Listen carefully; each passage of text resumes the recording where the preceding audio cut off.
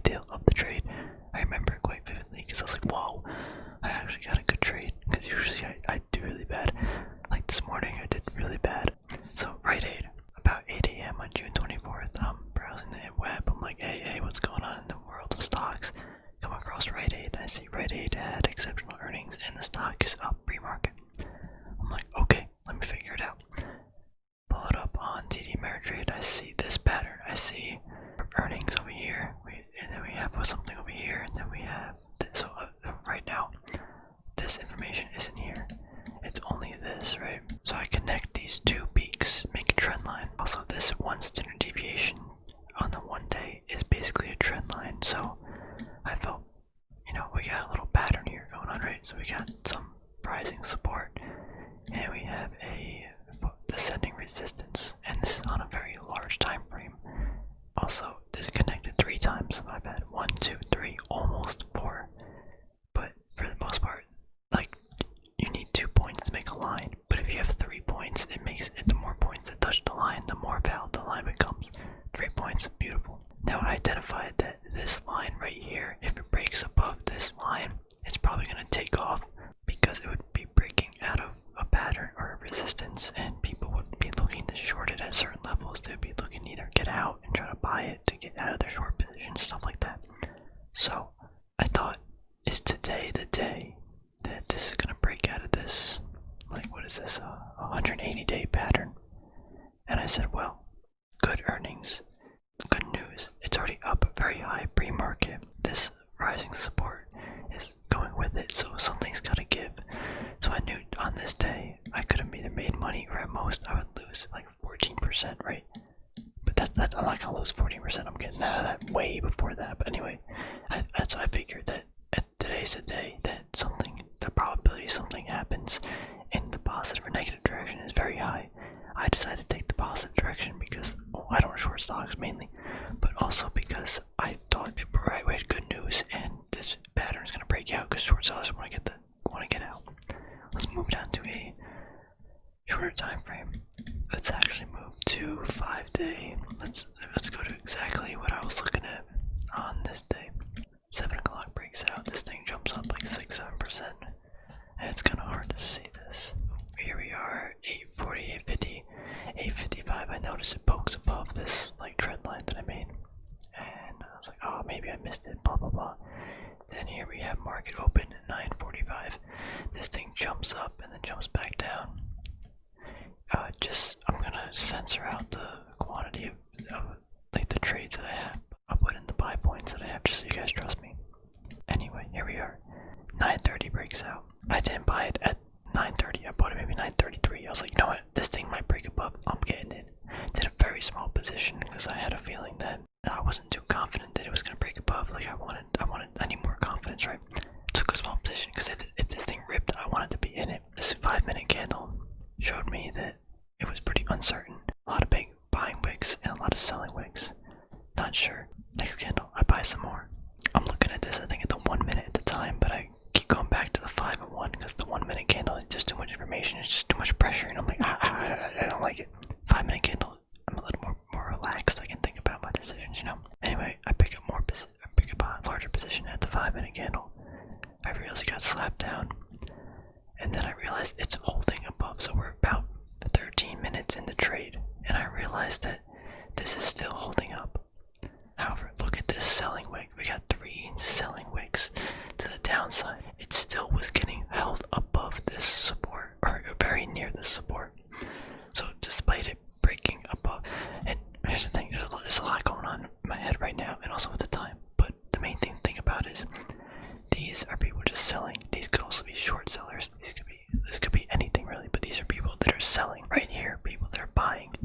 We have good news. The day was also strong, like with the SPY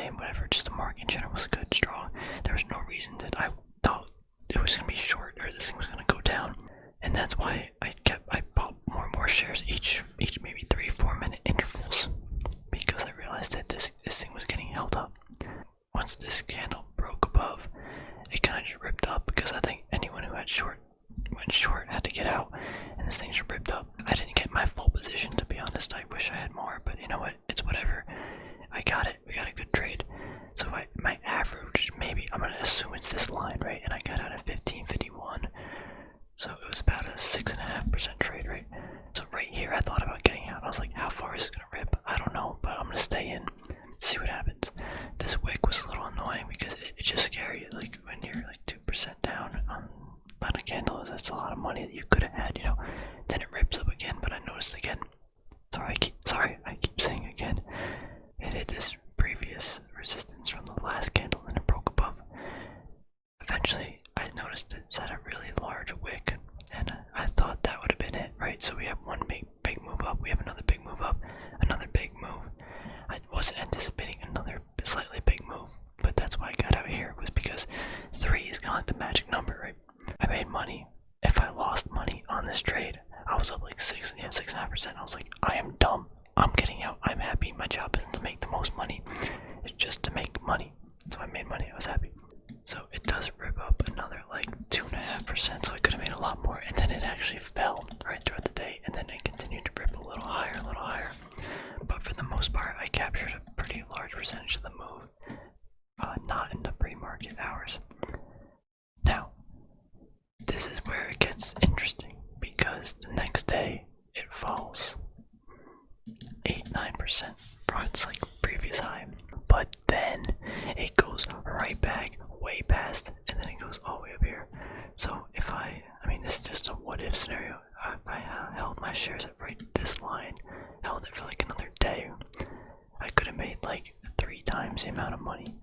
But then again, it's risky. That wasn't why I was in the trade. I got out because I made money, and it just, you know, it's like you can't be greedy. I guess that's the main thing. It's like, when are you gonna just take your profit and run? And that's why I did that. In hindsight, yeah, I should have stayed, but there's no way I would know that in the moment. So that is a really good trade that I had, and I was pretty proud of myself. Now, just so I don't like keep tooting my own horn, let's look at a really bad trade that I had today. JetBlue. I lose on the airline stocks every time I trade. I don't know why. Actually, was this today? This was today. Oh my god, if I held on. Okay. I don't even know what happened, bro. We can go to the 1 minute candle for this. Oh yeah. So I noticed there's like a little wedge pattern going on here. JetBlue, you know, it was up a lot. It was up like 8% pre-market. No, it was up like 5% pre-market or something.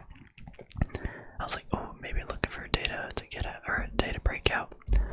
So it like falls below this, and then it catches something here. I'm not too sure.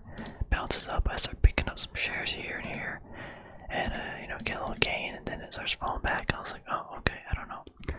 Then it falls back, catches a support here. I pick up some more shares here because I thought it was kind of cheap. I don't know. And then I pick up some more around this area with this line it was holding, and then eventually broke down. I was like, I gotta get out.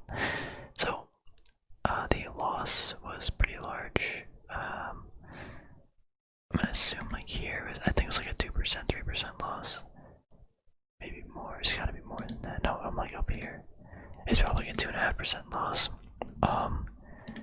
I mean, that thing about it, that wasn't a terrible trade, but I just kept buying shares. The thing is, like, I'm sitting in this trade, right? And I'm like, I just don't know why I'm in it. Like, I see this, I see we're at the lower standard deviation channel, I see a potential breakout pattern. I guess in hindsight, it does look pretty spicy, right? But a better buying opportunity would have been obviously down here when this trend line connected, because, I mean, even if this shot up, like, there's nothing really here, like, you know what I mean? There's not major news, there's nothing gonna push this stock higher except like just hype. And you know, so the reason why today is because American Airlines did something, I don't know when they did blah blah blah, and oh, it went up like 10%. So I was following JetBlue because it's just a similar thing, and I thought it would catch a trend, but either way it still fell way below the close in the negative. Anyway, good trade. We had a good trade in Rite Aid. Very bad trade. Main thing to take away is, if you don't know why you're in the trade, get out. If you don't have a plan, if you can't explain it, just get out. This I couldn't really explain. I was just hoping for something, right? And that's never a good sign. If you hope, you're gonna lose. Anyway, thanks. See you guys.